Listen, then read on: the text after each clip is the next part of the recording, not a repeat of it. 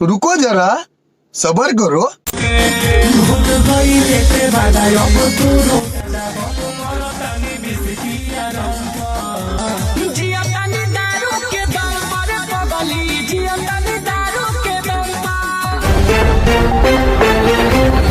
जय भीम साथियों, नमो बुद्धाय। आप सभी के चहेते विकास राव का बहुत ही बवाल सॉन्ग आ गया है। जी हाँ दोस्तों, आप सभी के चहेते विकास राव बहुत ही ज़बरदस्त सैड सॉन्ग लेके आए हैं, जिस सैड सॉन्ग का नाम है जियो तनी दारू के दम पर। जी हाँ दोस्तों, जियो तनी दारू के दम पर यह ट्रैक है बैठा रही केरा के थम पर, जो कि अवधेश प्रेमी का सबसे भोजपुरी का बवाल सॉन्ग।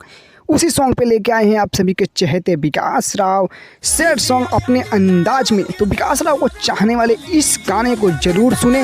हालांकि आप सभी भोजपुरी में केरा के थम या फिर उड़तानी राजा के दम पर या फिर चमराने के दम पर बहुत सारे गाने आप सभी ने सुना है, लेकिन यह सबसे अलग सैड सॉन्ग बहुत ही काफ़ी अलग अंदाज में विकास राव लेके आए हैं। तो इस गाने को आप सभी सुनना ना भूलें। इस गाने को छोड़ा गया है विकास राव का ऑफिशियली चैनल विकास राव ऑफिशियल पे। तो यूट्यूब पे जाके इस गाने को सर्च करिए और सुनिए। और इस गाने को लिखे हैं बड़े भैया मिथिलेश राव जी, म्यूजिक दिए हैं विकास रोशन जी। दोस्तों विकास राव इस गाने को गाए हैं काफ़ी बेहतरीन। आइए एक उनका गाने का अंतरा सुनाते हैं एक छोटा सा क्लिप के द्वारा।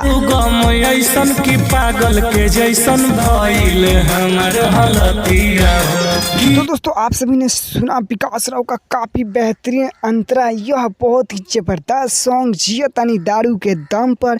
तो दोस्तों आप सभी करते हैं विकास राव को सपोर्ट और प्यार दुलार। तो जाइए इस गाने को अपना दीजिए और इस वीडियो को लाइक करके चैनल को सब्सक्राइब करिए।